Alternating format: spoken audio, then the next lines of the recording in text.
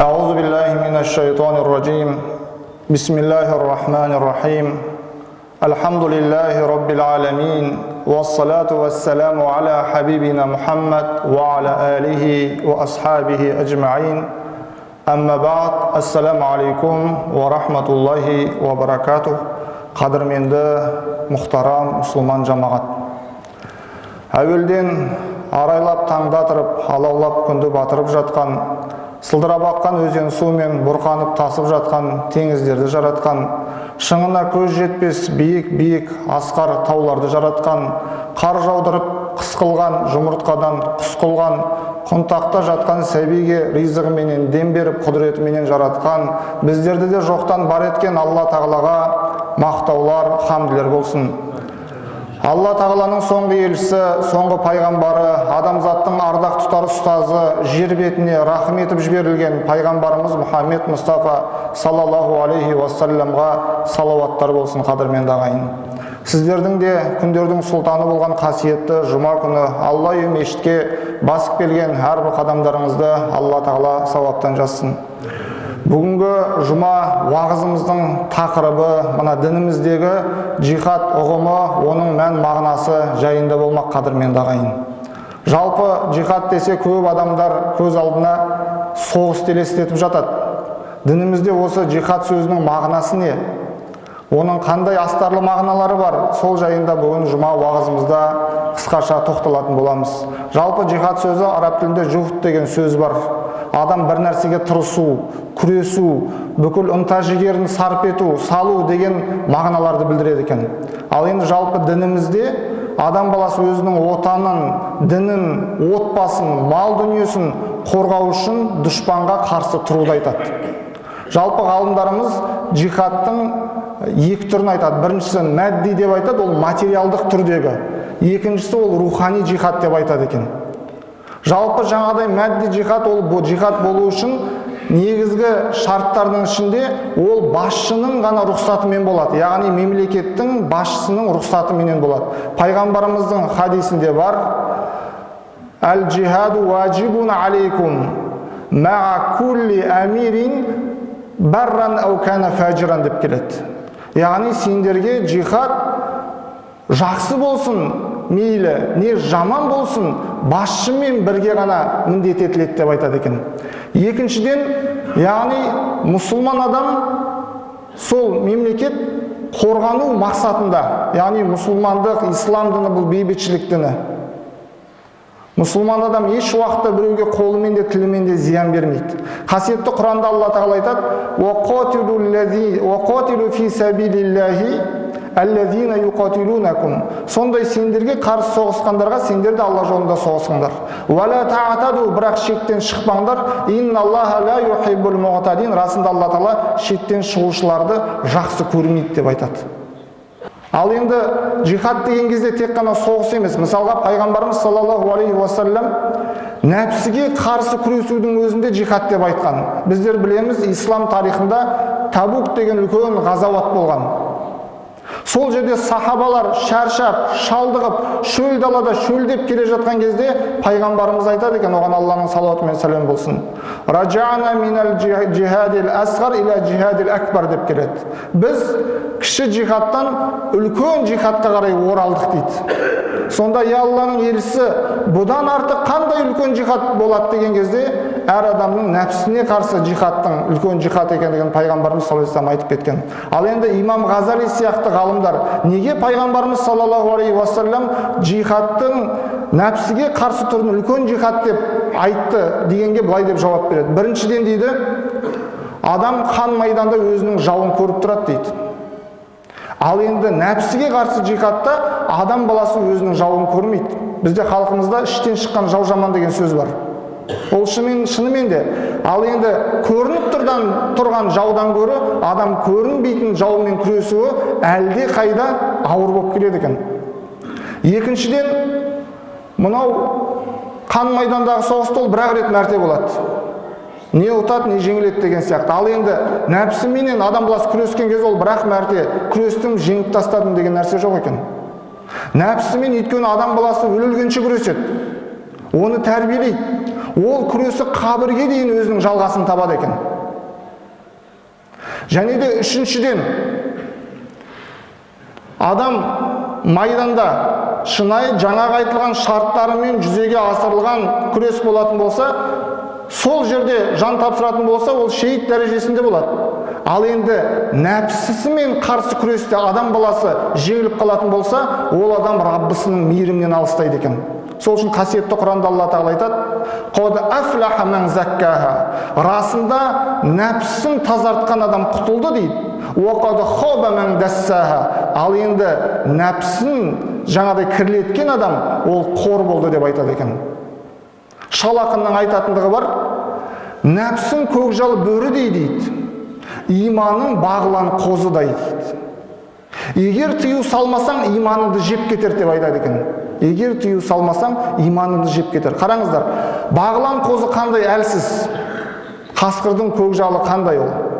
Бірақ шопан оны әрдайым қарап, бағып, қақтап отырмайтын болса, ол көкжалға алдырып қоюы мүмкін. Қаншама еңбегі зая кетіп. Сол сияқты намаз оқып жүрген адам, ораза ұстап жүрген адам, жүрегінде иманы бар адамның өзі сол нәпсісіне тежеу салмаса, оны тәрбиелемесе, ертең иманына ол жау болып, тіпті оны құртып жіберуі де мүмкін деген мағынада бабаларымыз осылай ескеріп кеткен. Бізде халқымызда да айтатын сөз бар: мықтымын деп мақтанба, ақыл білсең, мықты болсаң өзіңнің нәпсіңді жең деп айтады екен. Қараңыздар, қалай айтылған сөздер. Немесе пайғамбарымыз саллаллаху алейхи уассаламның өмірін қарайықшы. Жалпы дінімізде жақсылыққа шақыру, жамандықтан тыю деген ұғым бар. Қасиетті Құранның алғаш түсірілген аяттары: «Уанзир аширатака вал ақрабин». Туыстарың мен жақындарыңды ескерт деді. Пайғамбарымыз саллаллаху алейхи уассалам сол ескерту жолында, жақсылықты жаю, жамандықтан тыю жолында өмір бақи күресіп өтті. Бұл да күрес. Пайғамбарлардың барлығының тарихын қарасақ, Ибрахим пайғамбар өзінің қауымына қарсы еш уақытта қолына қылыш алып соғысқан емес. Ол кісі өзіне әмір етілген, жіберілген ақиқатты жеткізу арқылы күресті. Қауымының көрсеткен езгісіне сабыр етті. Бүкіл пайғамбарлар, ол Нух болсын, Худ болсын, Салих болсын, Иса алейхиссалам болсын, пайғамбарымыз Мұхаммед Мұстафа саллаллаху алейхи уассалам да солай болды. Бұл да күрес. Қасиетті Құранда Алла Тағала айтады: «Я юхаллазина аману», ей иман еткендер, «Хәл адуллукум аля тижаратин тунжику мин азабин алим». Мен сендерге сауданың бір түрін көрсетейін дейді. Ол сауданың ерекшелігі, ол сауда сендерді ауыр азаптан құтқаратын сауда. Қараңыз, яғни адам баласы өзінің өмірін ізгілік жолына арнайды, сол жолда күреседі. Бірақ сол күрестің түріне Алла Тағала саудамен мысал келтіреді. Яғни адам өзін арнағандықтан Алла Тағала оған есепсіз сауап береді. Ол қандай сауданың түрі? Ту'минуна биллахи ва расулихи. Аллаға және де оның елшісіне иман етесіңдер. Ва туджахидуна фи сабилиллахи би амваликум ва анфусикум. Сонымен қатар оның жолында мал дүниелеріңмен, өздеріңмен күресесіңдер. Заликум хойрул лакум ин кунтум та'ламун. Біле берсеңдер, бұл нәрседе сендер үшін үлкен жақсылық бар дейді. Ол қандай жақсылық? Яғфир лакум зунубакум. Алла Тағала сендердің күнәларын кешіреді. Ва юдхилкум жаннатин тажри мин тахтихал анхар. Астынан өзендер ағатын жаннат бақшасына кіргізеді. Ва масакина таййибатан фи жаннати адн. Адн жаннаттарында керемет орындарға жайғастырады. Залика ал-фаузул азим. Міне бұл үлкен жеңіс дейді Алла Тағала. Сол үшін күрестің түрлері өте көп. Немесе сол сияқты пайғамбарымыз саллаллаху алейхи уассалам білімсіздікпен күресті. Ең бірінші Құранның аяты намаз оқы, ораза тұт болған жоқ, білеміз. Иқра, оқы деген аят болды. Пайғамбарымыз саллаллаху алейхи уассалам талабул илм фаридатун аля кулли муслим деді. Білім іздеу әрбір мұсылманға парыз. Тіпті мән хараджа фи талабил илм. Кімде кім білім іздену үшін жолға шығатын болса, қараңыз. Уахуа фи сабилиллахи хатта ярджи. Ол қайтадан сол сапарынан қайтқанға дейін Алланың жолында күрескен болып саналады дейді. Ғалымдарымыз тағы түсіндіреді. Біреу ұзақ сапарға шығуы мүмкін, білім алам деп. яғни сол білімді алам, шынайы ықыласпенен оған амал етем, өзгелерге үйретем деген ниет болатын болса, ол Алла жолында күрес болып саналады. Тіпті бір адамның ондай мүмкіншілігі жоқ. Яғни алыс сапарға барып, бір жерге барып білім оқуға, басқа қалаға барып оқуға, ол адам үйінен білім ордасына қарай барып қайтқанға дейін де сондай сауап алатын мүмкіншілігі бар дейді. Біреу мектепке барады, медресеге барады, мешітке баруы мүмкін, университетке баруы мүмкін. Яғни шынайы ниетімен білім үйренейін, амал етейін, пайда тигізейін өзгелерге деген мақсатпен болатын болса, ол Алла жолында болып саналады екен. Мысалы, қасиетті Құранда аят бар. Я юхан наби жахидил куффара вал мунафиқин деп келеді. Ей пайғамбар, күпір еткендерге, сонымен қатар 200-лерге қарсы күрес дейді. Ал енді пайғамбарымыз саллаллаху алейхи уассаламға 200-лерге қарсы күрес деп тұрған болса, бұл жерде күрес қалай жүрді? Ол жерде де ғалымдарымыз ашықтайды. Яғни 200-лер біздер білеміз, іштей мұсылман емес, бірақ сырттай мұсылман болып көрінеді. Олар мешітке барып 5 уақыт намазда, әрдайым мұсылмандардың қасында. Мұсылмандардың ішінде белгілері болмаса, олардың қайсы 200 екендігін ешкім білмейтін еді. Пайғамбарымыздың Хузайфаға айтып кететіндігін білеміз біздер. Бірақ ол жердегі 200-лерге қарсы күрес дейді, дәлелмен және де біліммен деп айтқан екен ғалымдарымыз. Біздің қоғамда да ондай жаңадай адамдар болған. Мысалы, алысқа бармай Абай атамызды алайық. Өз замандағы сол кездегі адамдардың бақталастығымен күресті, білімсіздігімен күресті, жалқаулығымен күресті, оқуға, білімге шақырды. Болмасам да ұқсап бақ, бір ғалымды көрсеңіз, ондай болу қайда деп айтпа ғылым сүйсеңіз. Сізге ғылым кім берер, жанбай жатып сөнсеңіз. Дүние де өзі, мал да өзі, ғылымға көңіл бөлсеңіз деп айтты емес пе? Сол үшін білім алу, өзгелерді үйрету, білімсіздікпенен күресу, ол да үлкен жихад болып саналады. Немесе мал дүниеміз арқылы, яғни мал дүниені ізгілік жолында жұмсау, ол да күрес. Қасиетті Құранда Алла Тағала «Ва анфиқу фи сабилиллах» деп келеді екен. Жалпы фи сабилиллах Алла жолында күресуге қатысты түскен көп аяттар. Алла жолында күресу мағынасында түскен екен. Мысалға, зекет беретін адамдарды айтады Тәубе сүресінде Алла Тағала. Яғни пақырға беру керек, оны міскінге беру керек, қарызға батқан адамға беру керек, құл азат етуге беру керек деп айтпайды, одан «Ва фи сабилилла» деп келеді. Алла жолындағыларға. Сол Алла жолындағыларға деген кезде, о жерде жаңағы жоғарыда айтып кеткеніміздей, білім алып жатқан адамдарға да беріледі екен. Жалпы адам баласы мал дүниені өте жақсы көреді.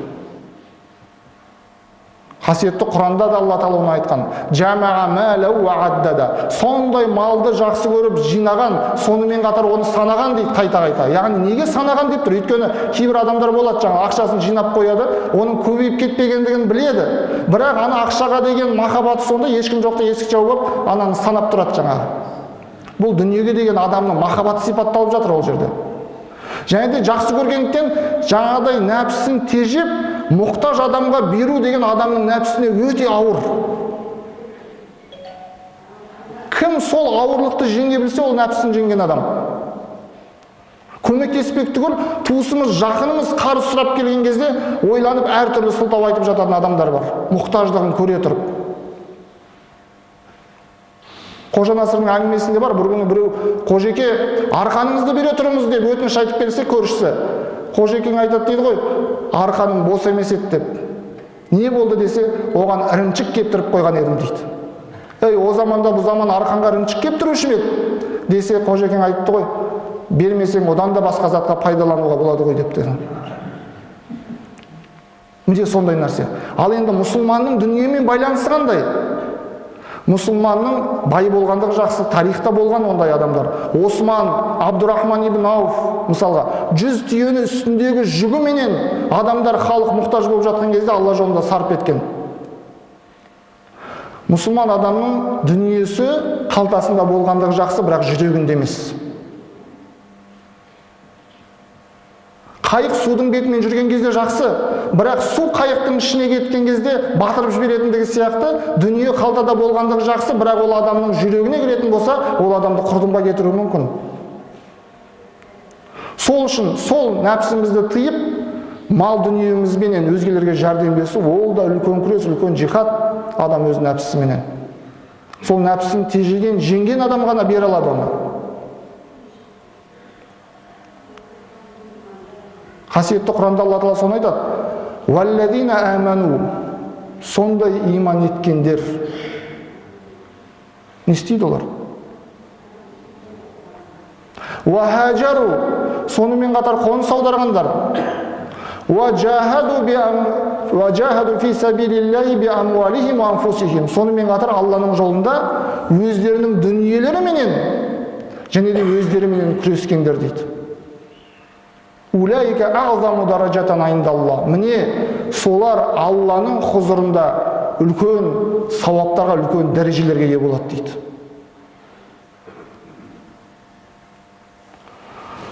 Сол үшін де қадірменді жамағат, жихад деген кезде оның мән мағынасы өте үлкен. Мысалға пайғамбарымызға бір кісі келетіндігі бар, бір жас жігіт. Мен де жорыққа барайыншы, Алланың елшісі деп. Сонда пайғамбарымыз саллаллаху алейхи вассалам сұрайды: сенің үйде ата-анаң бар ма дейді. Иә, бар дейді. Онда солардың қасында болып жихад жаса деп айтады екен. Ата-анаға қараудың өзі адам баласынан сабырлықты талап етеді шынымен. Кім сабыр сақтай алмайды, сол үшін кейде жаңадай қараңыздаршы, біз кішкентай болған кезде бүлдірлеп сөйлейміз, жаңа тісіміз шықпаған кезде. Оны ата-ана тыңдап түсінуге тырысады. Бірақ ата-ана қартайып, тістері түсіп, сөйлеуге жарамай қалған кезде, оның сөзін тыңдап, дұрыстап жауап беруге баланың сабырлығы жетпей жатады. Біз кішкентай болған кезде бүкіл мұқтаждығымызды өтейді. Аузымыздан шыққан затты алып беруге тырысады. Бірақ ата-ана қартайған кезде оның көңілін бала таба ма? Кім сол кезде ата-анасының көңілін тауып, оларды риза қылуға тырысып жататын болса, міне ол үлкен жихад болып саналады. Сол үшін де пайғамбарымыз саллаллаху алейхи вассалам солардың қасында болып жихад жаса деді. Сол үшін де жаңа айтқанымыздай, жихад сөзінің мән мағынасы, ұғымы өте үлкен қадірмен жамағат. Ең үлкен жаңа пайғамбарымыз саллаллаху алейхи вассалам сияқты ізгілік жолында өзін арнау, сол жолда күресу. Мысалға Шәкәрім бабамыздың айтатындығы бар: адамдық борышын халқыңа еңбек қыл дейді. Хақ жолдан айнымай ар сақта, оны біл. Талаптан да білім мен өнер үйрен, білімсіз өнерсіз болады ақыл тұл. Мақтанға салынба мансаптың тағы үшін, нәпсіңе билетпе басыңның бағы үшін. Өміріңді сарп қылып өлгеніңше, жоба тап жол көрсет келешек қам үшін. Қайтадан қайырылып қауымға келмейсің, барыңды нәріңді тірлікте төккейсің, ғибрат алар артыңа із қалдырсаң, шын бақыт осын оқ мәңгілік өлмейсің деп айтады екен. Міне, күрестің осындай түрлерін бабаларымыз біздерге көрсетіп кеткен. Алла Тағала баршаларымызды дінімізді біліммен танитын, өмірімізді ізгілік жолына арнаған, сол жолда шынайы күресе білген Алла Тағаланың сүйікті құлдары қатарында болуды баршаларымызға нәсіп етсін қадірмен дағайын. Алла Тағала жұмадан жұмаға баршаларымызды сау сәлемет, амандықта жеткізіп, екі дүниенің жақсылық берекесін берсін. Субханакаллахумма бихамдик, нашхаду ан ла илаха илля ант, настағфирук ва натубу илейк, бирахматика я архамар рахимин. Аллаху акбар.